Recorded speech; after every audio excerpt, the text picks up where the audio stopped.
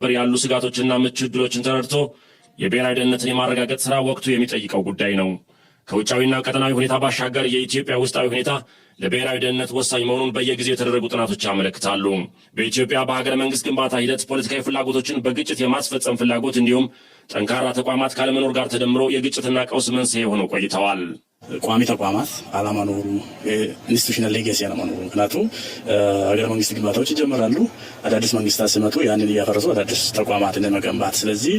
ኢንስቲትዩሽናል ሌጋሲ ማጣታችን ለተለያየ ጊዜ ለውጭ ተጋላጭነታችን አሳድጓል።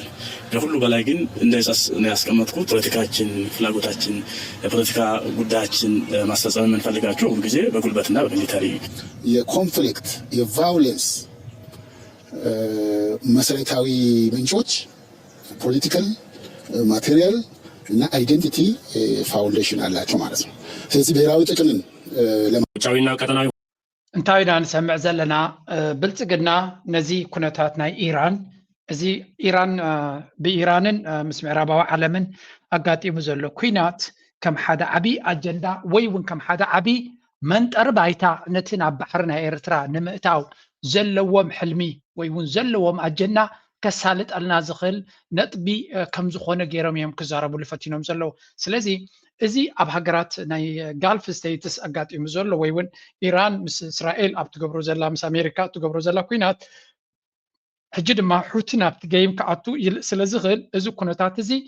ዓቢ ናይ ፀጥታ ብድሆ ክፈጥር ስለ ዝኾነ ብዙሓት ሃገራት ፀጥታ ናተን ንምውሓስ ኣብዚ ጉዳይ እዚ ዘለዎን ኢንጌጅመንት ወይ እውን ዘለዎን ምትእትታው ክዕብያየን እዚ ማለት ድማ እንታይ ክብለኩም ፀኒሐ ኣብዚ ክውድ ከለኹ ሕጂ ድማ ብዝሰፍሐ ክንርኢ ኢና ሑቲ ናብቲ ፀወታ ክኣቱ ይበሃል ስለ ዘሎ ብልፅግና ፈረስ ክኸውን ድልው ይኣነ ኣብዚ ፀወታ እዚ ወታደር ዲኹም ክትገብሩኒ ባርያ ዲኹም ክትገብሩኒ ዋላ እንታይ ኢኹም ክትገብሩኒ I am ready to play a part ዝኾነ ይኹን ዝሃብኩምኒ ተራ ንኽፃወት ኣብዚ ናይ ቀርኒ ኣብ ቀይሕ ባሕሪ ከጋጥም ዝኽእል ኩነታት ኣብኡ ንኽሳተፍ ፍቓደኛየ ሓውሱኒ እዚ ዓይነት እዩ ዝዛረብ ዘሎ። ስለዚ ነቲ ናይ ኣፍደገ ባሕሪ ዘለና ሕቶ ዶ ናይ ባሕሪ ፀገም ዘለና ባሕሪ ይብፅሓና ዶ ብባሕሪ ዝመፅእ ፀገም ንዓና እውን ይትንክፈና ዶ እዚ ሕጂ ተፈጢሩ ዘሎ ጋብ ዓብይ ፅልዋ ክፈጥር እዩ ለውጢ ክፈጥር እዩ ዝበሃል ዘረባ ንሳቶም ድማ ምስታ ናይ ኣጀንዳ ናይ ባሕሪ ዝብልዋ ዝነበሩ ክደፍኡላ ኢና ንርኢ ዘለና። እዚ ድማ ካብ ላዕለይ ዝወሃቦም ዘሎ ትእዛዝ እውን ክኸውን ከም ዝኽእል ምግንዛብ የድሊ። ሕጂ ንነዊሕ እዋን ንዛረበሉ ዝነበርና ናብ ፕራክቲስ ገፁ ዝቕየረሉ ግዜ ስለ ዝኣኸለ እቲ ኩነታት ናበይ ገፁ ክኸይድ ከም ዝኽእል ምግንዛብ ከድሊ እዩ። ምክንያቱ ሑቲ ቀጥታ ንእስራኤል ክሃርም ክጅምር ምዃኑ እዩ ዝንገር ዘሎ።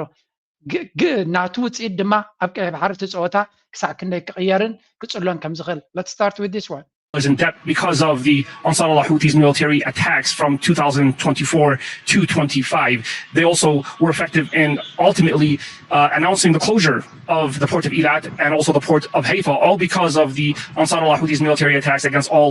Israeli-linked vessels and all. እንታይ ይብሉ ኣለዉ ቅድሚ ዝኾነ ይኹን ኣብ 2024 ሑቲ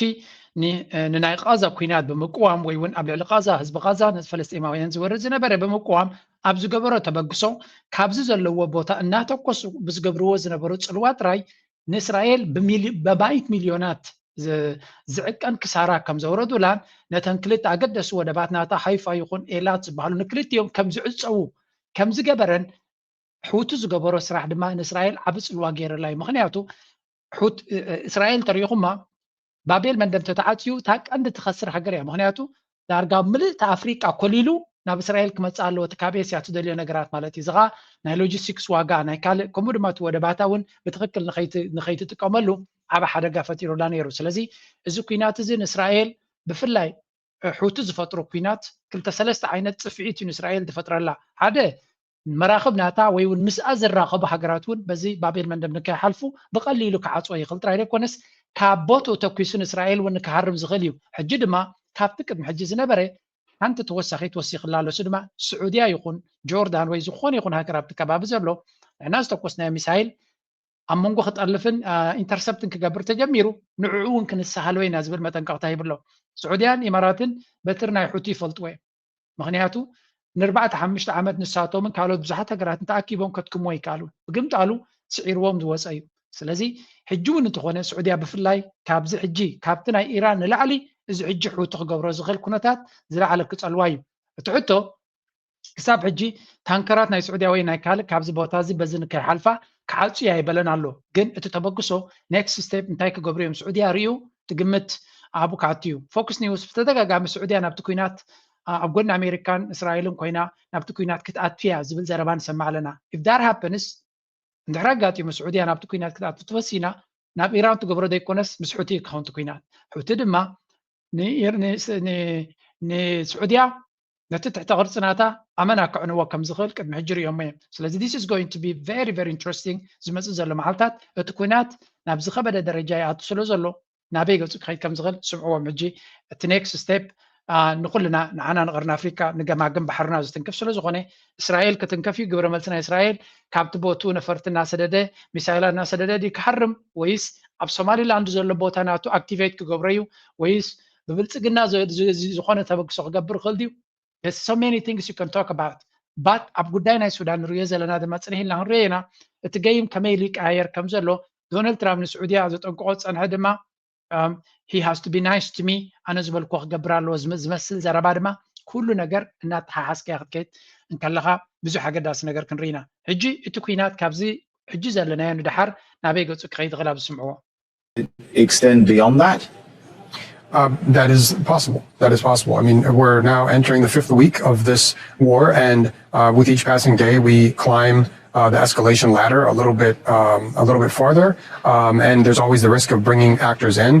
People were asking for weeks now when the Iranians might play this card, might activate the Ansarullah Houthis, and now we're getting. Do you think it's connected to the shift that we've seen in US and Israeli attacks focusing more now on civilian infrastructure within Iran, steel factories and so on? Yeah, I think so. I don't think it's a coincidence that yesterday you had a significant escalation by the Americans and the Israelis targeting civilian infrastructure throughout Iran. In one attack in Isfahan, according to Dropsite News, 7 women and 7 children were. ሕጂ እንታይ ዝብል ዘሎ እቲ ኩናት ናብ ሓምሻይ ሰሙኑ ኣብ ዝኣትወሉ ዘሎ እቲ ኣማራፂታት ናይቲ ኩናት እናበርትዐ ክኸይድ ከም ዝኽእል እዩ ዝነግር ዘሎ እዚ ከዓ ኣፅዋራት እቲ ዘሎ ኣብ ኢራን ኣሜሪካን እስራኤልን ወላ ኣብ ትሕቲ ቅርፂ ናይቲ ሃገር ከቢድ ዝኾነ መጥቃዕቲ ክገብሩ ስለ ጀሚሮም ዘለው ኢራን መዓስያ ነዚ ናይ ሑቲ ፋክተር ክጥቀመሉ መዓስያ ናብ ስራሕ ከም ዝኣቱ ክትገብሮ ንሑቲ ሰብ ኩሉ ዝፅበዮ ዝነበረ እዩ ሕጂ ድማ ናብኡ ተበፂሑ እዩ ዝብል ዘሎ እቲ ኩነታት ድማ ኣሜሪካን እስራኤልን ኣብ ልዕሊ ኢራን ዝገብርዎ ዘሎ መጥቃዕቲ ወላ እውን ኣብ ትሕቲ ቅርፂ ናይቲ ሃገር ንኣብነት ናይ ስቲል ናይ ሓፂን ፋብሪካታት ናቶም ዝነበረ ብምሉእ ከም ዘዕነውዎ ከምኡውን ኣብ ልዕሊ ሲቪላውያን ዝወሩ ዘሎ መጥቃዕቲ ርይዎ ስለ ዘለው ሑቲ ናብቲ ስራሕ ኣትዩሎ ማለት እዩ ናብቲ ኩናት ተፀንቢሩሎ እዚ ድማ ነቲ ኩነታት መሊሱ እናቀየሮ ክኸይድን እናሓየሎ ክኸይድ ከም ዝኽእልን እዮም ዝነግሩ ዘለው እዚ ከዓ ኣጋይ ግብረ መልሲ ናይ እስራኤል ናብዚ ቦታ እዚ እንታይ ክኸውን ከም ዝኽእል ነፍሱ ዝኻለ ግምት እዩ ዝወሃቦ ዘሎ ስለዚ ንሕና እቲ ኩናት እቲ ዝገብርዎ ዘለው ናይ ሑቲ እንታይ ክኸውን እዩ ዘይኮነ ንዓና ንቀርኒ ኣፍሪካ ብኸመይ ክፀልወና እዩ ካልእ ኣብታ ሕቶ ናቱ እውን ሓንቲ ዘረባ ተዛሪቦም ነይሮም ክሳብ ሕጂ ንሪኦ ዝነበርና ኢራን በይዛት ናይ ኣሜሪካ እያ ትሃርም ዘላ ንዕሪ ኢልና እሞ ኣብዚ ከባቢናትና ተመሊስካ ድማ ኣብ ክልተ ቦታታት በይዝ ናይ ኣሜሪካ ከም ዘሎ እዩ ዝንገር ሓደ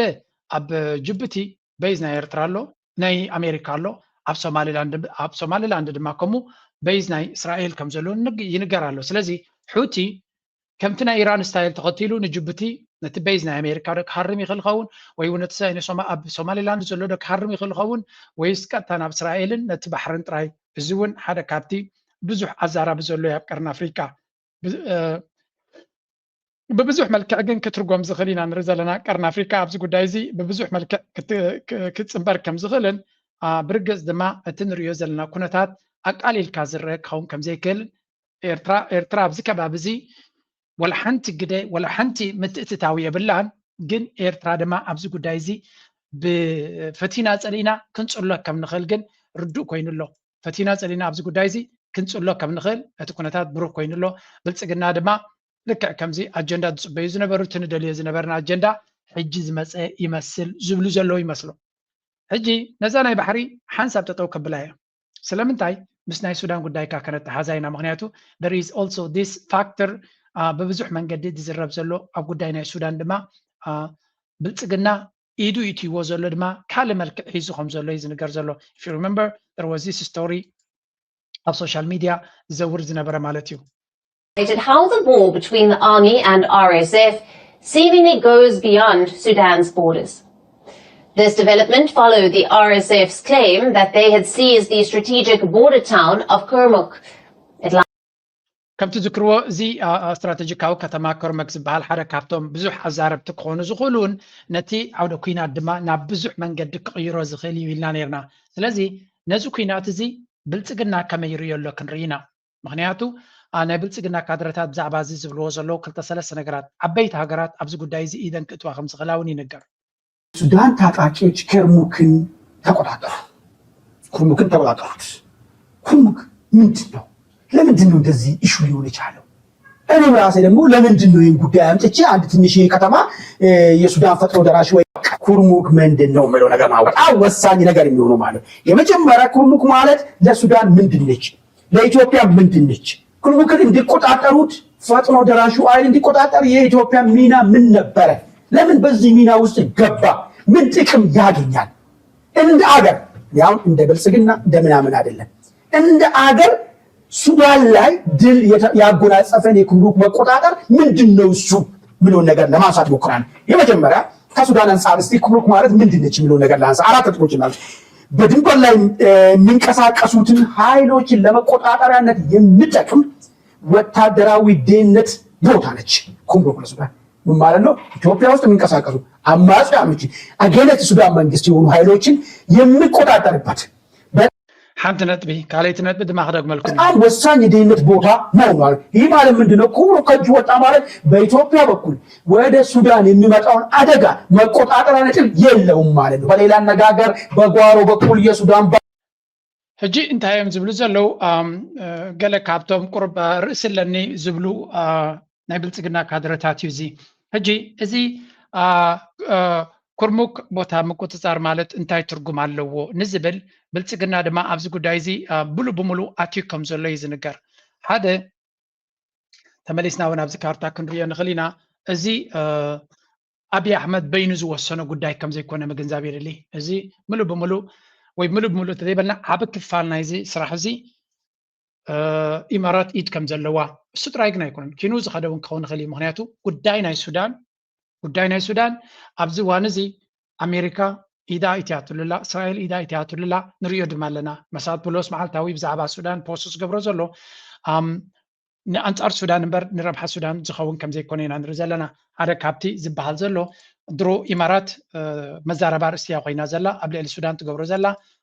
ዳርጋ ብሙሉእ ጎረባብቲ ሃገራት ንሱዳን ኣብ ምኽባብ ዘመቻ ወፊራ ከም ዘላ እዩ ዝንገር ዘሎ ከም ትሪእዎ ዘለኹም እዚ ስእሊ እዚ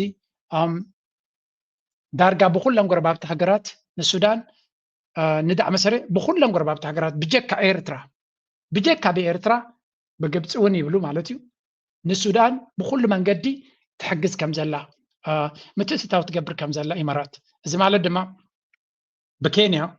بزح نجرت جبرالا بأوغندا كانت دوب السودان زي بلهم حجرات مالتيو دن بدبو السودان بسنترال أفريكان ريبابليك بتشاد بليبيا ببلتسجنا بإثيوبيا مالتيو بس كل من قدي نافت كوينات كل عينات دقاف تلخ كم زلا يزنقر زلو سلازي كابزو كل دوباتنا إثيوبيا زلو كابتو دوبات وصل كابتو كل دوبات مداوبتي حجراتنا السودان مالتيو السودان زداوبا حجرات زي دابواون وسيخكا كلت حجرات راين أبتو قداي مس إمارات دي واسا زلوا جبسن إيرترا نجبس أجد فيها نجزيو معناها تجبسي تو كال ربحهم كل واسا لزغل إيرترا قد إتا أنكو أب قداينا السودان انترفن الصبح نحماق زي توفر زلا سلسلة السودان أنا بلا الإيرترا كبرت على ويون أخبرت على كبلو قالوا يا they must نقدني يومكم قبل زلون كم إيرترا سي تصبح تقبل لهم ترى قريفكا نحماقنا توم زي مو فارا كمان حدا عبي كبرك وهابا زقبايو معناتها كم زي عينت بوحد مليونات ويكا بوسون جنزب ناتو ناوصلوا منقستات نتي مريتومن كل عيرومن مريتومن بمفقد دعم مسرع حجز نخركب ببزح من قديس السراح زلو إذا كله تغيرون كساب حجي كم تزدله وتصيت يمتيلن سلازي كلهم تم كالوت نتبتات تسريهم بزح فايدة يمتيلن أبزي هذا أكاونت له بزح جزينا إذا حكتات كوسس فتن this is one of the UAE's role in the war in Sudan manipulating all of the Sudan's neighboring countries with money to draw them into the conflict and portraying it as a war between two generals. This is not a civil war. Sudanese army is fighting against forces composed of fighting from at least 17 different nationalities. ስለዚ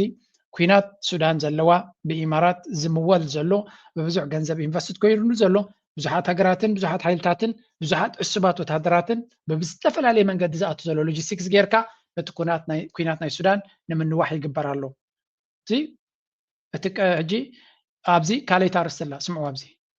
ሚስጥር በጣም ጠንከር ያሉ ጉዳዮች ስለሆነ ተመልካቾች ይሆናል ብዬ ያመጣሁት ነው። ጀዋር ስለ ጦርነት መጀመር ተናግሯል። ጦርነቱ ይጀመራል በቅርቡ ብሏል። በቅርብ እኔም እገምታለሁ። ለፕሮፓጋንዳ አይደለም፣ ለፕሮፓጋንዳ አይደለም፣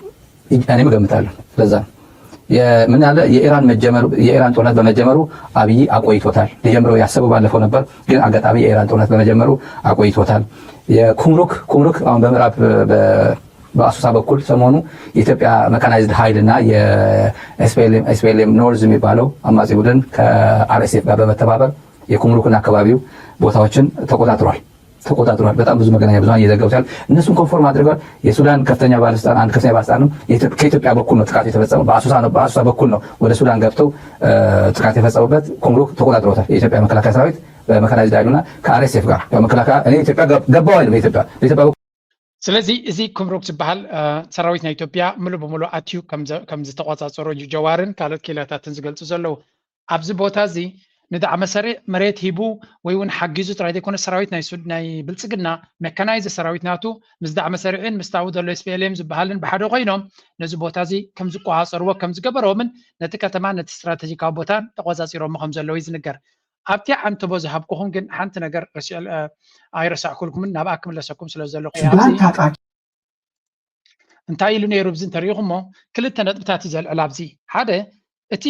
ኩርሙክ ዝበሃል ተፈላለዩ ዕጡቃት ሓይልታት ንኢትዮጵያ ክብዝብፁ ዝኽእሉ ሓይልታት በዚ ቦታ እዚ ኣትዮም እዮም ሽግር ዝፈጥሩ ዝብል ስነ መጎት ይጥቀም ነይሩ ሓደ። ቀፂሉ ድማ እንታይ ይብል ሴኪሪቲ ኦፍ ገርድ ነቲ ገርድ ዝበሃል ወይ እውን ዲጋ ህዳሴ ግድብ ዝብልዎ ካብዚ ከተማ ኩርሙክ ዝበሃል 60 ኪሎ ሜትር ጥራይ ይርሕቁ ዘሎ። ስለዚ እዚ ቦታ እዚ ልዑል ስትራቴጂካዊ ኣገዳስነት ዘለዎ ቦታ እዩ። እዚ ድማ ኩምሩክ is only 60 kilometers from the Grand Ethiopian Renaissance Dam. Its capture removes the direct ground threat from the Sudanese-Egyptian alliance. The buffer zone, a new neutral zone, now exists between Ethiopia and Al-Burhan's hostile forces, securing the Blue Nile region. ስለዚ እንታይ እዮም ዝብሉ ዘለው እቲ ሒዝናዮ ዘለና ከተማ ነቲ ኣብቲ ዲጋናትና ወይ ህዳሴ ግድብናትና ከጋጥም ንዝኽእል ሓደጋ እውን ከጉድል ዝኽእል እዩ። ምክንያቱ 60 ኪሎ ሜትር ጥራይ ርሒቁ እንተሎ ናይ አልቡርሃን ሰራዊት ሱዳንን ናይ ግብፂ ሰራዊትን ድማ ብሓደ ከም ዝሰርሕ ፅቡቅ ሽርክነት ከም ዘለዎም ስለንፈልጥ ነዚ ቦታ እዚ ብምቁፅፃር ነቲ ሓደጋ እውን ኣልኢናዮ ኣለና እዮም ዝብሉ ዘለው። ስለዚ ኣብዚ ጥቕሚ እንታይ ክህልወና ይብሎ ሓደ ብዛዕባ ነቲ ገርዲ ክመፅእ ዝኽእል ሓደጋ ኣብ ምጉዳል ዓቢ ተራ ኣለዎ። ካልኣይ ኔጎሲዬሽን ፓወር ሱዳንን ግብፅን ሓደ ካብቲ ዓብይ ሌቨሬጅ ፖይንት ወይ እውን ነጥቢ ናይ ዝርርብ ዝነበረ በዚ ቦታ ኢትዮጵያ ነዚ ቦታ እዚ ብምቁፅፃራ ዓብይ ፀብለልትነት ክባ ከም ዝኽእል። ሳልሳይ ድማ ሎጂስቲክስ ከማን ይብሉ ኣለው። እዚ ከዓ ነቲ ክግበር ዝኽእል ካልእ ዓብይ ሎጂስቲካዊ ድጋፍ እውን ክገብረልና ይኽእል እዮም ዝብሉ ዘለው። ብሓፈሻ ናይ ዘይ ሃገርካ መሬት ሒዝካ ዘለካ ዕድላት እዮም ዝብሉ ዘለው። ወሪርካ ዝሓዝካዮ መሬት ናብ ዲስካሽንስ እንታይ ኣስተዋፅኦ ክገብረለ ይኽእል ዝብል ዘረባ ኢና ንሰምዕ ዘለና። ኢትስ ክሬዚ ፅላለ ዘስምዒቱ ዘረባ ንሰምዖ ዘለና ግን ወላ እውን እቲ ፅላለ ከም ኖርማል ጌርካ ክትወስዶ ኣለካ። ምክንያቱ ኣቲናዮ ዘለና መድረክ ከቢድ መድረክ ስለ ዝኾነ እዩ። ስለዚ ጀዋር ይኹን ካልኦት ኢትዮጵያውያን ብዝብልዎ ዘለው ብልፅግና ኣብቲ ኩናት ሙሉእ ብሙሉእ ኣትዩ ከም ዘሎን ኣብቲ ኩናት ምእታዎም ጥራይ ደይኮነ ነቲ ከባቢ ንሱዳን ኣብ ምብትታን ዓብይ ተራ ይፃወቱ ከም ዘለውን ኣሜሪካ ምስ ብዙሓት ሓይልታት ኮይና ትገብሮ ዘላ ኩነታት እውን ንርኢ ኣለና። ንኣብነት ኣብዚ ዝሓለፈ እዋናት እቲ መሳድ ብሎስ ዝበሃል ኣክቲቭ እዩ ዘሎ ብጉዳይ ናይ ሱዳን ምቁራፅ ናይ ተኽሲ ድዩ ካልእ ነገር ንምፍጣር ተባሂሉ ብዙሕ ነገር ይገብር ከም ዘሎ እዩ ዝንገር። እዚ ከዓ ሓደ ካብቲ ኢማራት ምስ ኣሜሪካ ደው ኢላ ስለ ዘላ ኣብቲ ኩናት ናይ ኢራን ከም ግብረ መልሲ ናቱ ዝውሃባ ዘሎ እዩ። እዚ እውን ንጉዳይ ናይ ሱዳን ዝምልከት ተገይሩ ዝነበረ ኣኼባ US senior advisor Zimazat Polosail Nehru grateful for the opportunity to meet with UN Security Council permanent representatives to discuss the crisis in Sudan and the need for urgent action to secure a humanitarian truce. This truce, supported by the UN established mechanism, can enable life-saving assistance to reach civilians and enable space for Sudanese. Said Bilzallo, بمنقد Security Council ገይሮም ምቁራጽ ናይ ተኽሲ ንክገብሩ ይስራሕ ከም ዘለዎን ሰብኣዊ ሓገዛትን ንህዝቢ ዝጠቅም ሂወት ከትሕን ዝኽእል ረጤት ንምእታው ድማ ዓብይ ኣስተዋፅኦ ክህልዎ እዩ እዚ ዝግበር ዘሎ እናበለ ይዛረብ ዘሎ ኢማራት ኣብ ጉዳይ ናይ ኢራን ክኾን ከሎ ምቁራጽ ናይ ተኽሲ ንኸይግበር እቲ ኩናት ንክቕፅል ጽቡቕ ጌራ ድማ ከዳኸምዋ ንኢራን ኣብ ትሓተሉ ዘላ ኣብ ጉዳይ ናይ ሱዳን ግን ምቁራጽ ናይ ተኽሲ ተገይሩ ገለ ዕረፍቲ ናይ ኩናት ታይም ኣውት ወሲዳ ነቲ ሎጂስቲክስ ናታ ነቲ ዳዕሚ መሰሪዕ መሊሳ ምሕያል ብፍላይ ድማ ሕጂ ነዚ ናይ ብልፅግና ፋክተር ተጠቂማ ንኣቢ ሰራዊት ብእናተወት ነቲ ዳዕሚ መሰሪዕ ካልእ ገጽ ናይቲ ሓይሊ ክትቦ ኮይኑ ተሪፉ ድማ ኣብ መንጎ ሱዳንን ግብፅን ድማ ኣብ መንጎ ሱዳንን ኢትዮጵያን ድማ ኩናት ክጅምረሉ ዝኽእል መንገዲ እውን ክፍጠር ማለት እዩ ስለዚ እቲ ዓውደ ኩናት ናበይ ገፁ ክኸይድ ከም ዝኽእል ንምግንዛብ ዝዝረብ ዘሎ እዩ እዚ ንሪኦ ዘለና ፋርፌችድ ወይ እውን ካብ ርሑቕ ዝመፀ ዘረባ ከይመስለኩም እዚ ኣብ ቀረባ ኣብ ከባቢና ዘጋጥም ዘሎ እዩ ወላ እቶም ዓበይቲ ቲንክ ታንክስ ዝበሃሉ ዘለዉ እዚ ኩናት ናብ ከባቢና ንክለግብ ዘሎ ተኽእሎ ደጊሞም ደጋጊሞም መጠንቀቕታ ዲኻ ክትብሎ ወላ ሓበሬታ ብዛዕባኡ ይህቡ ኣለዉ እዮም ሓደ ካብዚ ዝረኣኽዎ ክልተ አርቲክልስ ክበኩም እየ ነዚ ጉዳይ እዚ ዝገልጹ ዘለዉ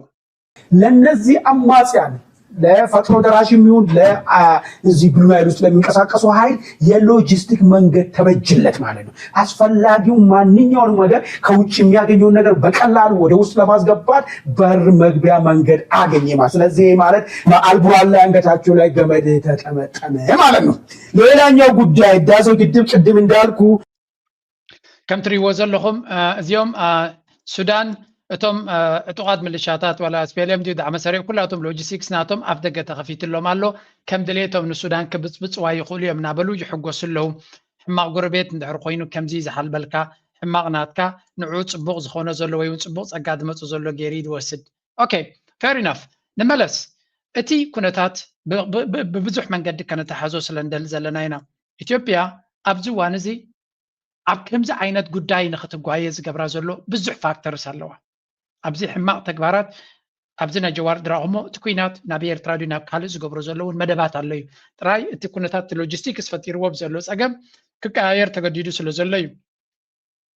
ኣንተ ብዚኣ ከተሓዘልኩም ዘለኹ እቲ ኣንተ መጀመርያ ፅናዕኩ ናባ ክምለስ እየ let's listen what is going on link companies attempting to cross Bab el-Mandeb. The second phase, as I mentioned, is imposing a naval blockade on all Israeli maritime assets. The third phase will consist of attacking U.S. military bases if the U.S. gets involved. So if the U.S. decides to engage in military operations with Israel against Ansar Allah Houthi positions, against any attacks here in Yemen, then that's when the Yemeni group will begin targeting U.S. military bases in Saudi Arabia, in Oman, and across the region. Yusuf, thank you very much indeed. Yusuf Martin. All Israeli ከምዛ ትሪእዎ ፀናሕኩም እያ ዝተፈላለየ ገፃት ኣለዎ መጀመርያ ናብ እስራኤል ጥራይ ዘተኮረ መጥቃዕቲ ክገብሩ እዮም ወደባት ክዓፁ ክፍትኑ እዮም ነቲ መስመር ናይ ንግዲ ክዓፅዎ እዮም ወደባት ናይ ኤላትን ሃይፋን ድማ ካብ ስራሕ ከተራርፉ ክፍትኑ እዮም ከምዚ ድስክል ክገብርዎ እዮም ካብ ሓሊፎም ኣብ ባቤል መንደብ ብምሕናቕ ናብ እስራኤል ዝኸዳ ኩለን መራኽብን ካልእ ሎጂስቲክስን ክዓፅዎ ክፍትኑ እዮም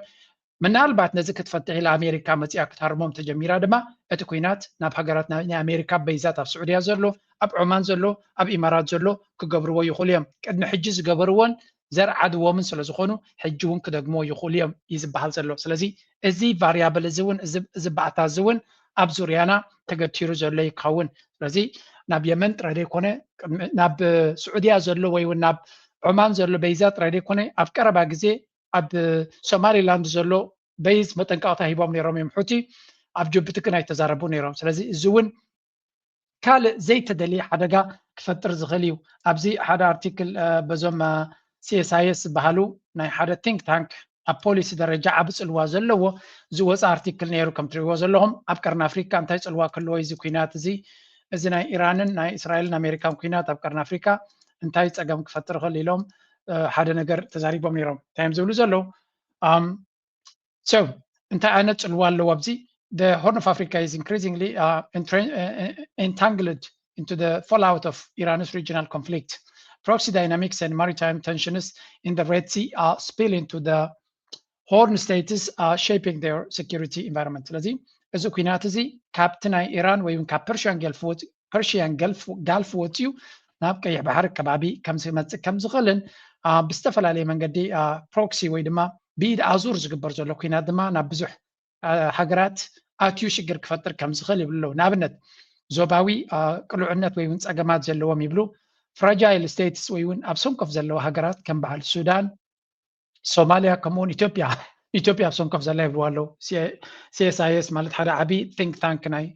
ኣሜሪካ እዩ ስለዚ ኣብ ሰንኮፍ ዘለዋ ብርግፅ ኢትዮጵያ ካብ ሰንኮፍ ንላዕሊ ሰንኮፍ ዘላያ ግን ከምኡ ኢሎም ስለዘይገልፅዋ ኢለ ስለዚ ሰለስቲአን ሶማሊያ ይኹን ኢትዮጵያ ሶማሊያ ኣብ ሰንኮፍ ዘለዋ are exposed to external pressures from Gulf rivalries and Iranian maneuvers. Maritime choke points comme ድማ Bab el Mandeb and the Red Sea corridor amplify the strategic importance of the Horn stability. ካለ ድማ ከም ንሪኦ ዘለና እተን ኣብ ሰንኮፍ ዘለዋ ሃገራት ዝተፈላለዩ ሓይልታት ፀቕጢ ክገብሩለን እዮም ብፍላይ ካብዘን ጋልፍ ሃገራት ኣብ ንዓድዕዶም ክጠማመቱ ስለ ዝኽእሉ እቲ መፃብቦ ናይ ባብኤል መንደብ ድማ ነቲ መስመር ሽግር ክፈጥር ስለ ዝኽእል ካልእ ዘይርጉእነት ኣብ ቀርኒ ኣፍሪካ ከምፅ እዩ external actor movement ናይ ካልኦት ሃገራት ሓይልታት ኣብቲ ከባቢ for example Gulf states Iran and global powers US China are competing for influence in the Horn ስለዚ ኣብዚ ቀርኒ ኣፍሪካ ብዙሓት ሓይልታት ንፅልዋ ይወዳደሩ ከም ዘለውን ምናልባት ጋልፍ ስቴትስ ስዑድያ ቀጠር ኢማራት ከም ልሙድ ጌርና ሪና ዘለና ኮይኑ ኣብ ልዕሊኦም ድማ እተን ዓበይቲ ሓይልታት ኣሜሪካን ቻይናን እውን ናቶም ፅልዋ ንምግባር ኣብዚ ቦታ እዚ ቅድድም ኣሎ እዩ ኣብ መንጎ ስዑድያን ኢማራትን ዘሎ through ports and investments while Iran leverages asymmetric tools ስለዚ ስዑድያን ኢማራትን ምስ መንግስታት ዲዮም ምስ ካልእ ሃገራት እናገበሩ ብወደባትን ብካልን ብኢንቨስትመንትን ኢሎም ሽርክነት ክገብሩ ከለዉ ኢራን ግን ብግምጣሉ ሑት ዝበሃል ኣለዋ ኣብ ካልኦት ሃገራት እውን ዝተፈላለዩ ኤሌመንትስ ክህልዋ ይኽእል እዩ ዝብል ዘረባ ኣሎ እዚ ድማ implications for Ethiopia and Eritrea. Ethiopia seeks to balance Gulf ties with while avoiding entrapment in Iran-Saudi rivalries. ክብሉ ከለዉ ጅናብ ኤርትራ እንታይ ክብሉ እዮም ክንርኢ ስለዚ ኣብ ንኢትዮጵያ ኣብቲ ማእከል ኣብተን ናይ ጋልፍ ሃገራት ንኩላተን ኣብ ሓደ ከይወደቐት ንኩላተን ባላንስ ክትገብረን ክትፍትን ከላ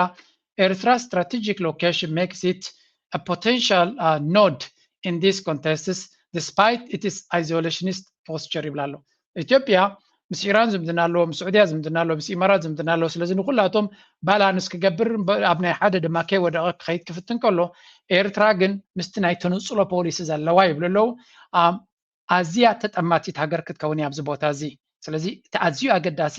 ቦታ ሒዛ ዘላሳ ስለዝኾነት ዋላ እኳ ምስ ማንም ጥቡቕ ዝምድና እንተደይገበረት ጠመተናታ ኣብ ልዕልያ ክፍተን ዝኽእል ብዙሕ ነገር ግን ክህሉ ከም ዝኽእል እዮም ዝግምቱ ዘለዉ ፖሊሲ ኣውትሉክ እንታይ ክግበር ይኽእል The Horn is no longer a peripheral theater. It is a central to wider Middle Eastern conflict. ቀርኒ ኣፍሪካ ብማዕደ ዘሎ ቦታ ዘይኮነ ነቲ ናይ ማእከላዊ ምብራቕ ፀገም ኣካል ናቱ ኮይኑሎ ይብሉ ኣለዉ Regional institutions, AU, IGAD face challenges in insulating Horn states from external destabilization. ቀርኒ ኣፍሪካ ምስቲ ማእከላዊ ምብራቕ ዘሎ ፖለቲካ ተኣሳሲሩ ስለ ዘሎ እቲ ናይ ሕብረት ኣፍሪካ AU ይኹን ከምኡውን ኢጋድ ንናይ ቀርኒ ኣፍሪካ ፀገም ንክፈትሑ ዓቕሚ ስኢኖም ኣለዉ ምክንያቱ ሃገራት ዓረብ ወይ እውን እዘን ናይ ጋልፍ ከሊጅ ሃገራት ዓብዪ ኢድ ስለ ዘለወን እቲ ፀገም ኣብ ቀርኒ ኣፍሪካ ዘሎ ድማ ብሃገራት ዓረብ ዝግበር ስለ ዝኾነ እቲ ሕብረት ኣፍሪካ ዓቕሚ ስለ ዘይብሉ ወላ ሓንቲ ክገብር ኣይከኣለን ስለዚ እቲ ኩነታት ኣብ ቀይ ባሕሪ ዘሎ ክሳዕ ክንደይ ክብድ ዝበለ ብድሆ ክኸውን ከም ዝኽእል እዮም ዝዛረቡ ዘለዉ እዚ ድማ ምስቲ ኣብ ሱዳን ንሪኦ ዘለና ምስ ካልኦት ኣብ ከባቢና ንሪኦ ዘለና ከነስተፍለሉ ከለና ልዑል ጥንቃቐ ዘድልዮ ክኸውን እዩ ሓደ ካብቲ ቁርብ ተስፋ ዝበካ ነገር እንተሎ ኤርትራ ነዚ ጉዳይ እዚ ካብ ነዊሕ እዋን ሓሲባ ትኸደሉ ዝነበረት ነጥቢ ስለ ዝኾነ ንኤርትራ ግር ዝብል ፀገም ክህልዎ ይኽእል እዩ ዝብል ገምጋም የብልናን ምክንያቱ ኤርትራ ነዚ ጉዳይ እዚ ንነዊሕ እዋን ዝተኸታተሎ እተያ ፕሬዚደንት ኢሳያስ ክዛረብ ከሎ ኩሉ ግዜ ቀርና ዞባና ዝብሎ ቀይሕ ዓሪ ከባቢ ጥራይ ደይኮነ እቲ ናይል ባዝን ዝብሎ ከምኡ ድማ ክሳብ ፐርሽያን ጋልፍ ዘሎ ኣብዚ ናይ ሃገራት ከሊጅ ዘሎ ቦታታት እዚ ከባቢና እዩ ኣብዚኣቶም ዝፍፀም ድማ ኣባና ዓብ ፅልዋ ኣለዎ ዝብል መረዳእታ ስለ ዘለዎ ንኩሉ እቲ ከጋጥም ዝኽእል ግምታት ወሲዶም ክህልው ይኽእሉ እዮም أكمل كونتات كلنا إثيوبيا بلصقنا إذا حجتي بجو بوليتيكا غيرهم كشفن وظف التنزل وده أمبر أبايتا زلوا سأقام جن كانت حازو كم فتن كان كلال لنا هذا إني أبي أبزوان زيتونكو كونفيدنس كبو زخل زل حيلي إماراتي دما أبزم بلشاو نايز كبابينا زل على ترادس أو زلينا نبل زلنا سلازي إماراتكم من دحرو خينو أبزوان زي إمارات نبعلو انتاي قت يمول خانر لنا ሚሳይላት ናይ ኢራን ጥራይ ዘይኮነ ናይ ኣባ ጁጎ ፈተና ድማ ዝገደደና ኮነ ይኸይድ ኣሎ እቲ ዕንወት ኣብ ኢማራት ወሪዱ ዘሎ እቲ ብሚሳይላት ናይ ኢራን ዝወርድ ዝነበረ ክሳራ ፎርጌት ኢት ካብኡ ዝኸፍእ ክሳራ ይገጢሞም ዘሎ እዚ ዕልቕልቕ ኣጋጢሙ ዘሎ ብፍላይ ኣብ በዓል እቲ ሓደ ስቴት ናቶም ሻርጃ ዝበሃል ከምኡውን ኣብ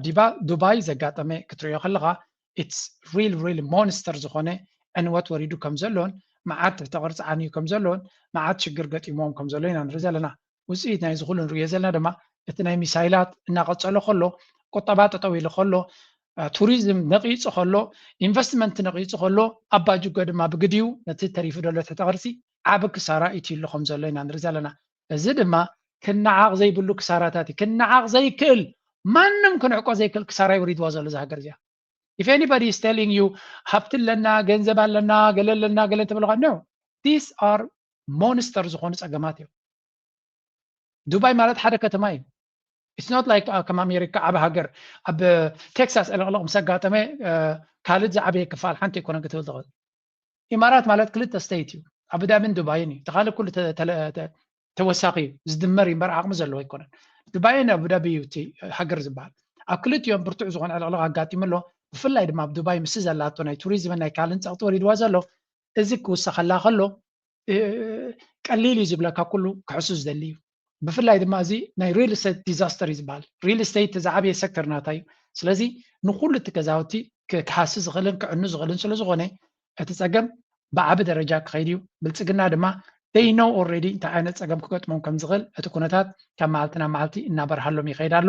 this is going to be a headache امام برسنا بلصقنا نطرز كم زخيد ዝገብሮ ጉዳይ እንተሎ ድማ እዚ ንሪዮ ዘለና ኢና ንቐጥል ኢማራት በዚ ነገር እዚ ተዳኺማ ክትገጥፈያ ዝብል እምነት የብለይን ብኩሉ ዋጋታት ክትቅፅል ያነ ዝኩነታት እዚ ንኸተቐፅሎ ግን ኣባ ጅጎ በቲ ሓደ ኢራን ድማ በቲ ካልእ ኣብ ልዕሊ እዚኦም ሃገራት ዘለዎም ክቕፅልዎም ምዃኖምን ብዝበርትዐ መልክዕ ድማ ኣብ ልዕሊ ኢማራት ታርጌት ክገብሩ ከም ዝኾኑ እዩ ዝንገር ዘሎ ስለዚ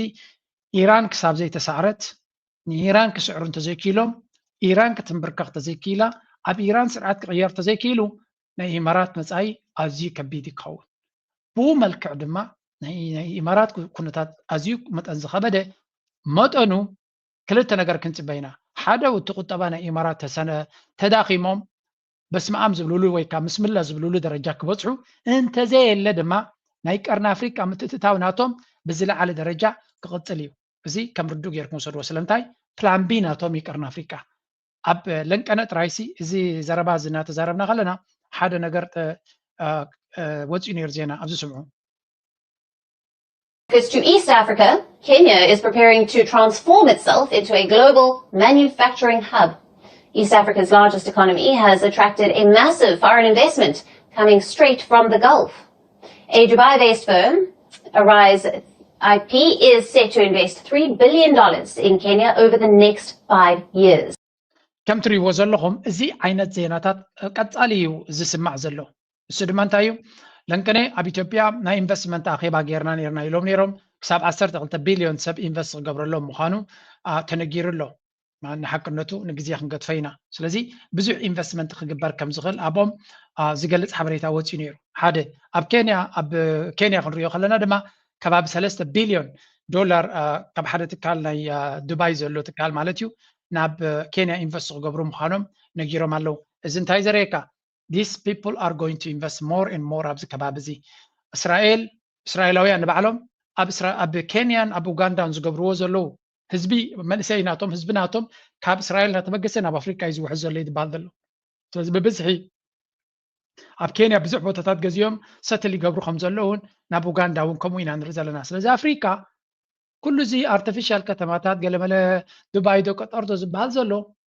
ناي بحق فتنا أنت قاتي موكت نبرو اللي زي تغل بوتا مخانو تمسكيرو سلو زلو أنتاي كقبريهم ናብ ኣፍሪካ ናብ ቀርና ኣፍሪካ ድማ ቀንድ እናመፁ መሬት ክወሩን መሬት ክሕዙን ኣብኡ ዝነብሩሉ ኢንቨስትመንት ክፈጥሩ ክፍትን እዮም እዚ ኻንታይ ዘርእየካ ኣጋይን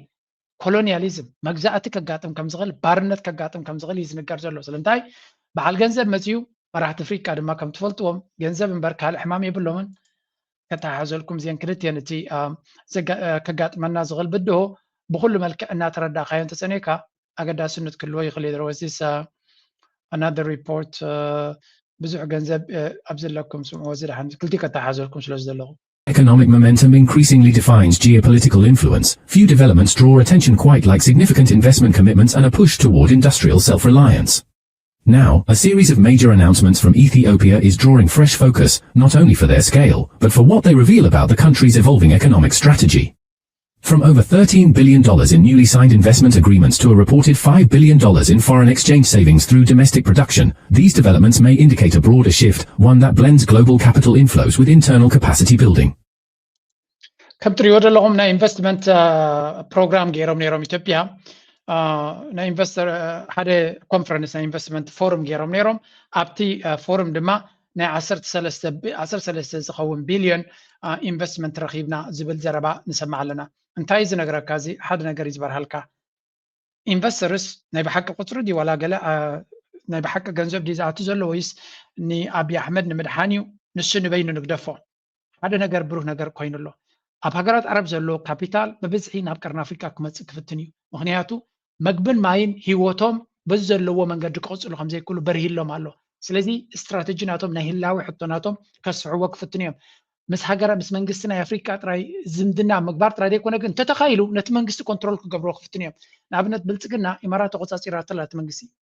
ስለዚ ብልፅግና ከም ብልፅግና ዝኣመሰለ ንኣቢ ዝመስል መራሒ ተቆፃፂራ እንተላ እቲ መራሒ ክውጥቀሎም ኣይደልዩን እዮም they will do everything ኣብቲ ስልጣን ንክፀንሑ ኩሉ ዝከኣሎም ክገብሩ እዮም ነቲ ቁፅፅር ናቶም ንከዕብይዎ ስለዚ ናብ ሱዳን ዝደልይዎ ኣጀንዳ ጥራይ ዘይኮነ ኣብ ቀርኒ ኣፍሪካ ዘለዎም ረብሓ ብዓይኒ ቁጠባ ብዓይኒ ሕርሻ ብዓይኒ ካልእ ክርእይዎ ከለዉ መመሊሶም ናብቲ ቦታቲ እናመፁ ክኸዱ እዮም እዚ ድማ ልዑል ጥንቃቐ ከድልዮ ዝኽእል ኩነታት ኮይኑ ይስምዓኒ ኣቕሊልና ክንሪኦ ከምዘይንኽእል እዚ ዝግበር ዘሎ ከም ሓድሽ ገፅ ናይ መግዛእቲ ኒዮ ኮሎኒያሊዝም ሓደ ጠንቀነዛ ዘረባ እዚኣ ብዙሕ ግዜ ኢና ንሰምዓ ዘለና ሃገራት ዓረብ ይኹን ካልኦት ናብ ኣፍሪካ ሓድሽ ናይ መግዛእቲ ዘመቻ ፈንዮም ከም ዘለዉ እዩ ዝንገር ዘሎ ኩነታት ድማ ነቲ ዘሎ ብድሆ ከጋድዶ እዩ ንኣብነት ዝስምዑ እጥረት ቀውስ ተፈጥሯል። የመጠባበቂያ ነዳጅ ማዕከላት አቅምም እየተሟጠጠ ስለመሆኑ ተሰምቷል። በእርግጥ ብልጽግና የመካከለኛው ምስራቅ ጦርነትን ጨምሮ የዓለም ጦርነቶች ሁሉ ለእኔ ምንዳ እንጂ ዕዳ አይደሉም እጠቀምባቸዋለሁ ነበር ያለው። እንዲያም ሆኖ ይህ አቋሙ በዛው የዘለቀ አልሆነም። አደጋ ላይ ነን እያለ በመግለጽ ከሰሞኑ ኢትዮጵያ ውስጥ እየዘነበ የሚገኘውን ዝናብ እንደ መፍትሄ ማቅረብ ጀመረ እንጂም ከዚህ ቀደም ከምናውቀው ዝናብ በተለየ መንገድ እኛ ኢትዮጵያውያን ልንወስድ ይገባብ ነው። ሳሪ አስታጣቂያቸው ውስጥ ገብተዋል። 3 ጦር ከም ትሪእዎ ዘለኹም ብልጽግና ከቢድ ዝኾነ ፈተና ገጢምዎ ስለ ዘሎ ሓደ ካብቲ ፈተና ድማ እዚ ናይ ነዳዲ ፈተና ብቐሊሉ ክሰግሮ ዝኽእል ፈተና ከም ዘይኮነ ኩሉ ሰብ ፈሊጥዎ ኣሎ። ስለዚ he will try to find a solution ነዚ ጉዳይ እዚ ነዚ ፀገም እዚ ካብዚ ንኽወፅእ ኩሉ ዝከኣሎ ክገብር እዩ። ሓደ ካብቲ ዝበሃል ዘሎ እቲ ሪዘርቭ ናቶም ናይ ፊውል ሪዘርቭ መብዛሕትኡ ነገራት መኻዚኖ ወይ እውን ስቶር ኣለዎ ናይ ኣገዳሲ ነገራት ከም በዓል ነዳዲ ትኽዝን ኢኻ Ethiopia's strategic fuel reserve, example of Awash Arba Zalo ማለት እዩ, are reportedly reaching critical lows as the government struggles to maintain a steady supply of the international supply from international ports. ዝንታይ ብለና ኣሎ ነዚያ ዜና እናቀረብኩልኩም ከለኹ ኣብዚ ሓለፈ ብተደጋጋሚ ክንሪኦ ዝፀናሕና ነገር እንተሎ እንታይ ንርኢ ነርና ናይ ነዳዲ ፀገም ኣብቲ ሃገር ክብድ ዝበለ ብድሆ ከም ዘሎ ክንሰምዕ ፀኒሕና ውፅኢት ናቱ right now እንታይ ዝብል ኣርቲክል ወፂሎ ኣብ the reporter ትብል ናይ ኢትዮጵያ መንግስቲ ኢትዮጵያ the Ethiopian government has instructed all public institutions and state-owned enterprises to put non-essential employees on annual leave in an attempt to mitigate the fuel shortage suffocating transportation across the country. እንታይ ማለት እዩ ብልጽግና ካብ ምሒር እቲ ወሪድዎ ዘሎ ፀገም ካብ ምቕባድ ኩሎም ናይ መንግስቲ ትካላት ኢትዮጵያን ኤርላይንስ ክኸውን ይኽእል ኢትዮ ቴሌኮም ክኸውን ይኽእል ካልኦት ናይ መንግስቲ ትካላት ዘለው ሰራሕተኛታት እቶም ቀንዲ ኣገዳሲ ዘይኮኑ ሰራሕተኛታት ዕረፍቲ ክኸዱ ግደፍዎም ምክንያቱ ልቺ ከጥፉ ካልእ መጓዓዝያ ክገብሩ መጓዓዝያ ክኸዱ ትራንስፖርት ክገብሩ ናይ ነዳዲ ፀገም ይፍጠር ስለ ዘሎ ናብ ዓዶም ክኸዱ ግደፍዎም ይብላ ኣሎ ስለዚ ኣብ ገዞም ከፍ ይበሉ ኣንዋል ሊቭ ደሞዝ ኣለዎም የብሎም ግን ኣብ ገዞም ከፍ ይበሉ እዚ ከዓ ነቲ ናይ ትራንስፖርቴሽን ናይ መጓዓዝያ ፀገም ንምፍታሕ ብዙሓት ሃገራት ካልኦት እውን ዝገብርዎ ዘለዉ እዩ ትምህርቲ ጠጠው ክብል እዩ ካልእ ነገራት እውን ናይ ፓብሊክ ሰርቪስስ እውን ጠጠው ክብል እዮም ምክንያቱ ናይ ነዳዲ ፀገም ክትፈትሖ እንድሕር ኮንካ ኣብ ካልኦት ሃገራት እውን ተመሳሳሊ ስጉምቲ ኢና ንርኢ ዘለና ስለዚ ብልፅግና ዝገጥሞ ዘሎ ፀገም ኣዝዩ ከቢድን በዳሂን ፀገም ከም ዝኾነ መገንዛብ ከደሊ እዩ እዚ ድማ እቲ ኩነታት ብቐሊሉ ክሰግሮ ይኽእል ኣብይ ኣሕመድ ደፊኦም ደፋፊኦም ሓጋጊዞም ከውፅዎ እዮም ኢልና ንግምቶ ዘለና well I think it's going to be a little bit different than ካብቲ ካልእ ንግምቶ ዘለና ፍልይ ዝበለ ኩነታት ክኸውን ከም ዝኽእል ኢና ንግምት ዘለና ካብ ወፃኢ እንታይ ይብሎ geopolitical fallout the prime minister's alignment with the UAE and condemnation of Iran has reportedly led to the detention of Ethiopian cargo ships in the Middle East ካልኣይ ብልፅግና ወፂኡ ኣብ ጎኒ ኢማራት ኮይኑ ንኢራን ብምኹናኑ ናይ ኢትዮጵያ ካርጎ ታንከርስ ናይ ነዳዲ ዝፅዕና ማለት እዩ ካብቲ ፐርሽያን ጋልፍ ከምዘይ ወፃ ተኣጊደን ኣለዋ ብኻልእ ኣዘራርባ ኣብይ ኣሕመድ እንተደይዛረብ ነይሩ ንናይ ኢማራት መራሒ ድማ ብውሽጢ ደው ኢሉ ኣምላኽ ሓግዝካ እንተዝብሎ ነይሩ ኢራን ንዓቢ ኣይመቐፅዐቶን ነይራ ኢራን ኢትዮጵያ ታርጌት ኣይምገበረቶን ምክንያቱ ኣካል ናይ ብሪክስ ስለ ዝኾነ እሱ ንበዓል ምሳቶም ኢትዮጵያ ንበዓላ ምስ ኢራን ደሓን ዝኾነ ዝምድና ነይርዋ እዩ እዚ ግን ኣርሒቑ ስለ ዘይሓስብ ይብልዎ ኣለዉ ንሃገሩ ንመሓመድ ቢን ዛይድ ክሕጉስ ክብል ብኣፉ ጥራይ ዘይኮነስ ኣብቲ ናይ ኩናት ቦታ ብኣካል ከይዱ ኣጆኻ ብምባል ሸው ስለ ዝገበረ ኣብ ዓይኒ ናይ ኢራን ኣትዩ ኣሎ ሕጂ ድማ ከም ንሪኦ ዘለና ናይቲ ነዳዲ ፀገም መሊሱ ይሓንቆሎ ይብል ኣለዉ እዚ በቲ ሓደ ክኸውን ከሎ impact on agriculture the government has warned that shortages in fuel and fertilizer both impacted by the Middle East crisis will directly lead to a food security crisis ስለዚ ክልቲኦም ናይ ነዳድን ናይ ድኹዕን ፀገማት ክልቲኦም ንኢትዮጵያ ሓደ ውፁእ ዝኾነ ናይ መግቢ ፀገም ከጋጥመላ ኣብ ዝመፅእ ዘሎ ዋርሕ ማለት እዩ ሕጂ ድማ ናይ መጓዓዝያ ናይ ህይወትን ከቢድ ዝኾነ ፈተና ከጋጥም ከም ዝኽእል እዮም ዝነግሩ ዘለዉ domestic market collapse despite official claims of low prices a thriving black market has seen fuel prices soar to 1100 ብር per liter ስለዚ ዋላ እኳ ዕዳጋ ተቆፃፂርና ዝኣክል ነገራት ንቕርብ ኣለና ይብሉ እንተሎ ብልፅግና ኣብቲ ናይ ፀሊም ዕዳጋ ዘሎ ንነዳዲ ንሓደ ሊትሮ ክሳብ 1,100 ብር በፂሑ ከም ዘሎ እዮም ዝነግሩ ዘለዉ which drives is the capital waiting over ስለዚ ብከምዚ ዓይነት ክቡር መንገዲ ካብ ፀሊም ዕዳጋ ገዚእኻ ረክሻ እንተለካ ወይ ሚኒባስ ተለካ ወይ ገለ እንታይ ክትገብር ኢኻ ናይ መጓዓዝያ ዋጋ ኣፀቢቑ ክንህር እዩ ነቲ ህዝቢ ድማ ውይ የብሎ ማለት እዩ ስንባዕሉ ከምኡውን ሕልፍ ዝበለ ብልሽውና ዝፈጥሮ ዘሎ ፀገም እውን ይብሉ ኣለዉ stranded logistics ካልእ ድማ ብሰንኪ ናይ ሕፅረት ናይ ነዳዲ እቲ ሎጂስቲክስ መግቢ ይኹን ካልእ ካብ መጓዓዝያ ተባኺሩ ስለ ዘሎ እቲ ኩነታት ካብ ግዜ ናብ ግዜ እናባእሰ ይኸይድ ኣሎ ስለዚ ኣብ ጎኒ ኢማራት ወሽለኽለኽ ምባል ዋጋ ከም ዝኽፍል ኣብይ ኣሕመድ ኣብ ሪል ታይም ይንገሮን ይወሃቦም ከም ዘሎ እዮም ዝነግሩ ዘለዉ እዚ ከምዚ ኢሉ ከሎ ካልኦት ድማ እንታይ ይብሉ ኣለዉ ብልፅግና ኣብ ከቢድ ዝኾነ ፈተና ስለ ዘሎ ምስግጋር ናይ ስርዓት ዝብል ዘረባ ድማ ብብዝሒ ንሰማዕ ኣለና what does that even mean ሓደ ቅሉዕ ደዳቤ ተሰዲድሉ ኣሎ ካልኣይ ድማ ኣብዚ እውን በዓል ልደቱ ዝብልዎ ዘለዉ ዘረባ ስምዑ ትዕይንተ ህዝብ በይነመረብ ለማድረግ መዘጋጀታችሁ ገልጻችኋል። ማስታወቂያው ላይ እንደተመለከትነው ከሆነ መጀመሪያችሁ አይደለም ከዚህ በፊትም አድርጋችሁ የተሳካ እንደነበረ ምናስታውሰው ነው። ምናልባት በዚህ አይነት መልኩ ሰልፍ በመይነበረን በማዘጋጀት ረገድ የመጀመሪያዎቹ እንደምትሆኑ ነው ምገምተው። ጠቅላይ ሚኒስትሩን በዚህ ዝግጅት ተገኝቶ አስተያየት ወይም ደግሞ የመንግስቱን አቋም እንዲገልጽ በደብዳቤ መጠየቃችሁን ሰምተናል። ነገር ግን ወደዛ እመጣለሁ። በቅድሚያ ግን ዝግጅታችሁ ምን ይመስላል? ምን እያደረጋችሁ ነው ያላችሁት? አመሰግናለሁ መሳይ። የአሁኑ ትዕይንተ ህዝብ እስካሁን ከተካሄደው በጣም የተለየ ነው የሚሆነው። ብምሁራት ናይ ኢትዮጵያውያን ዝተዳለወ ማለት እዩ ሓደ ክፉት ዝኾነ ናይ ምስግጋር ዲስካሽን ንክግበር ከምኡውን ወላ ኣብዚ እውን ተዛሪቦም ነይሮም ቅሉዕ ደብዳቤ ናብቲ ፕራይም ሚኒስተር ሰዲዶም ኣለዉ እሱ ድማ ኣብቲ ሃገር ንዘሎ ደብዳቤ ለጠቅላይ ሚኒስትር አብይ ከም ዝሪእዎ ዘለዉ ብልፅግና ቅልዕ ዝኾነ ደብዳቤ ሰዲዶም ልለው ዕላማ ድማ ሃገር ኣብ ከቢድ ዝኾነ ብድሆ ስለ ዘላ ንዕለት 18 ብናቶም ማለት እዩ 18 ወርሒ 3 2018 ናይ ኢትዮጵያ ካለንደር ማለት እዩ እንታይ ኢሎም ኣለዉ the event a massive online protest rally ብኦንላይን ዝግበር ሓደ ዓብይ ሰላማዊ ሰልፊ ክጋየድ ምዃኑን እሱ ድማ when Saturday 26 ማለት እዩ ዝነበረ ነይሩ እዚ ንቀዳም ዝመጽእ ዘሎ መስለኒ ዲ ወላ ሓሊፍ I don't know stop the war ensure peace and end oppressive rule and transition before election እቲ ዕላማ ወይ እውን ጭርሖ ናይቲ ዝግበር ኢቨንት ድማ እንታይ ይብሉ ኩናት ጠጠው ክብል ኣለዎ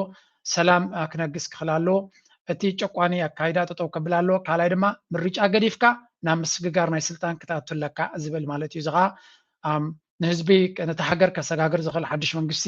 ክቀውም ኣለዎ መሰጋገር ክንገብር ኣለና ምክንያቱ ነቲ ሃገር ዝውክል ነቲ ሃገር ከናብር ዝኽእል መንግስቲ ስለዘየለ እሱ ክቕየር ኣለዎ እዮም ዝብሉ ዘለዉ ክሳብ 20 ዓበይቲ ፀለውቲ ዝበሃሉ 20 influential political and civic leaders will address millions of viewers ስለዚ ክሳብ 20 ዓበይቲ ፀለውትን ምሁራትን ፖለቲከኛታትን መራሕቲ ናይ ህዝብን ብዙሓት ሰባት ዘረባ መደረክ ብዮም እዚ ድማ ብልፅግና ናብዚ ከምዚ ክሳተፍ ስለምንታይ ዓዲምኩሞ መፅኡ ድምፂ ከስምዕ ይኽእል ዶ ኣብ ከምዚ እዮም ዝብሉ ዘለዉ ውልሲ ብሓፈሻ ግን እቲ ጉዳይ እንታይ ዘርኢ ዘሎ ኢትዮጵያ ኣብ ክትምለሰሉ ዘይትኽእል ከቢድ ዝኾነ ፈተና ኣትያ ስለ ዘላ ካብዚ ጉዳይ እዚ ብኸመይ ክንወፅእ ንኽእል ዝብል ዝተፈላለየ ፈተነታት ዝግበር ዘሎ ካልእ ሓደ ምስጢራዊ ዶኩመንት ካብ ብልፅግና ዝወፀ ክዘውሪ ኣለኹ እሱ ድማ ኣብቲ ዶኩመንት እንታይ ዝብል ኣብዚ እንታይ እዮም ዝብሉ ዘለዉ it's highlights the role in moving Ethiopia from past regime toward democracy and economic ስለዚ ገለ ካብቲ ስትራቴጂካውያን ስግኣታት ኢሉ ዝጠቐሶም ኣብኡ ንህወሓት ከም ስትራቴጂካዊ ፀቀም ኢሉ ይርዮ internal splits have created both opportunities and risks ስለዚ እቲ ህወሓት ኣብ ትግራይ ተፈጢሩ ዘሎ ምምቕቓል በቲ ሓደ ዕድል ፈጢሩሎ ነቲ ትግራይ ንከተዳኽሞ በቲ ካልእ ድማ ኣገዳሲ ብድሆ ፈጢሩሎ ምስ ካልኦት ህወሓት ተሰሊፉ ከቢድ ዝኾነ ሽግር ክፈጥረሉ ከም ዝኽእል ካልእ ናይ ሱዳንን ግብፅን ኣክሰስ ግብፅን ሱዳንን ርክብ ማለት እዩ ብቡርሃን ገይሩ ዝግበር ዘሎ ንሳቶም ብመንገዲ ዳዕመ ሰሪዕ ገይሮም ይብድህዎ ከም ዘሎ ዳይሬክት ኤክስተርናል ናይ ሱዳንን ግብፅን ዝምድና ብቡርሃን ገይሩ ንኢትዮጵያ ዓብ ሽግር ይፈጥረላ ከም ዘሎን እዚ ድማ ከም ሓደ ቅሉዕ ፀገም ገይሮም ከም ዝርይዎ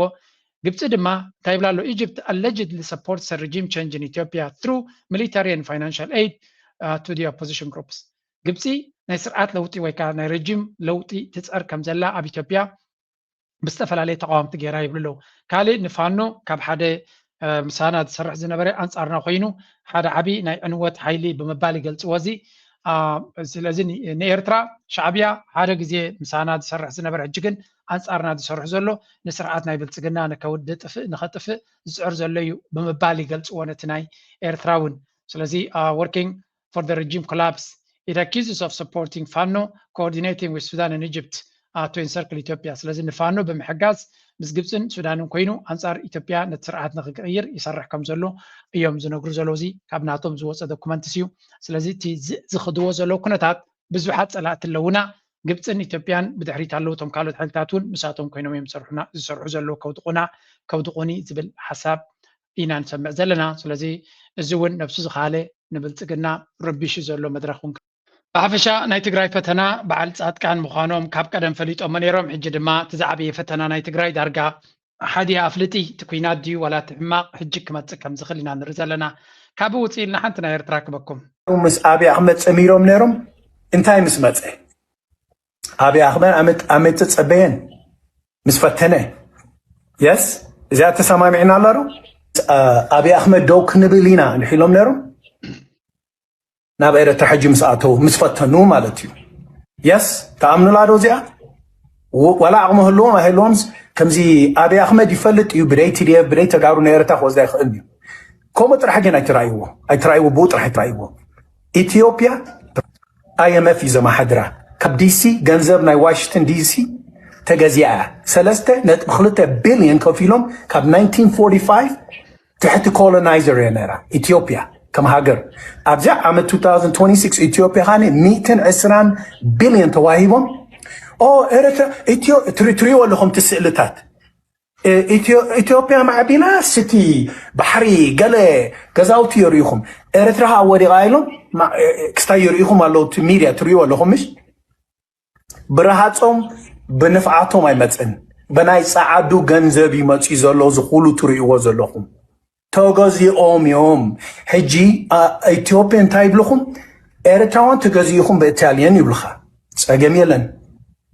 نحنا جين كولونايز كويناي نفلت نايبلخا حاسوت هاي الثلاثة تحت كوين إليزابيث حبا خلو شعوان تغزيو نيرو بس عادو خاب قدم بأكال كولونايزر علو بإيكونوميكو كولونيزيشن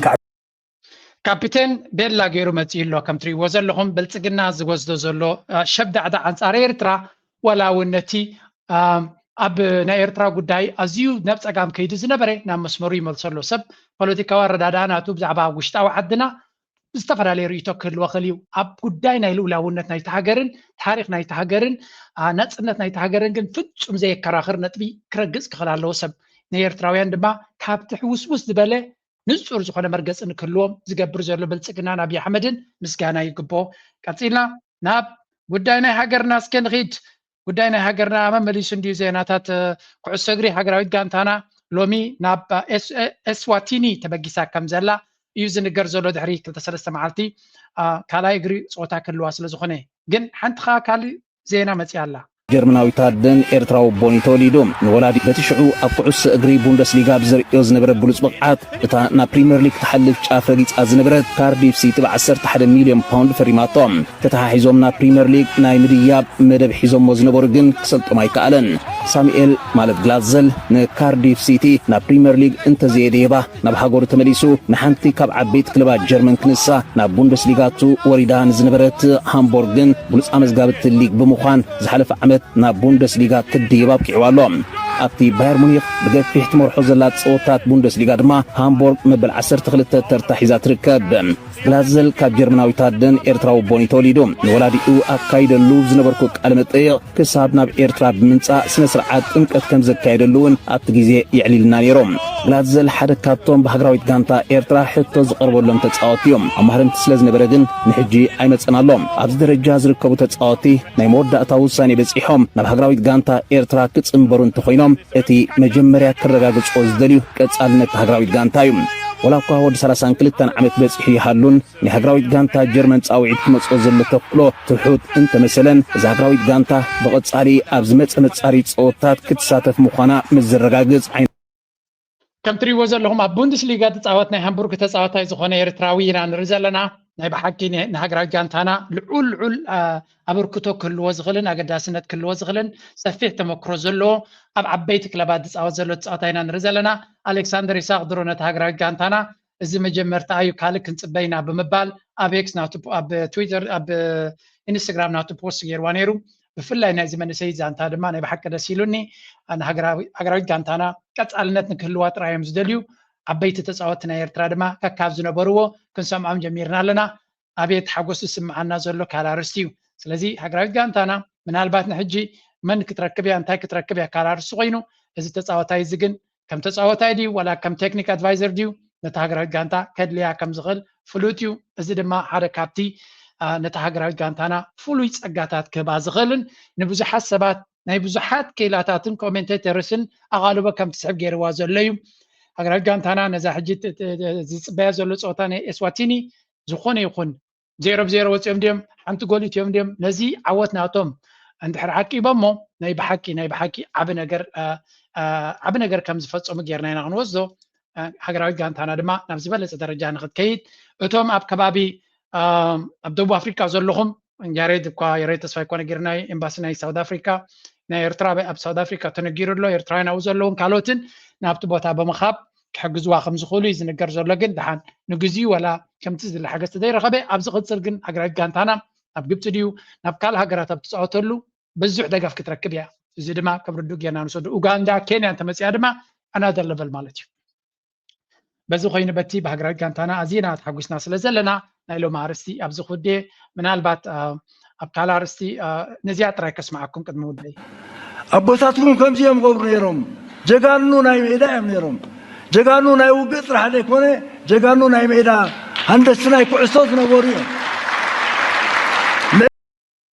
سلازي أبوتاتكم صراحتك أيام نيرهم يلوم لما أبي إرترا حادث أمبل جيرهم نيرهم أبي لينك خيدكم سمعوه نايلو مار السابز كودي لايك مقبار شير مقبار ريتوغ من حسابكم قد فينا بلنا مزاد رفقات فكم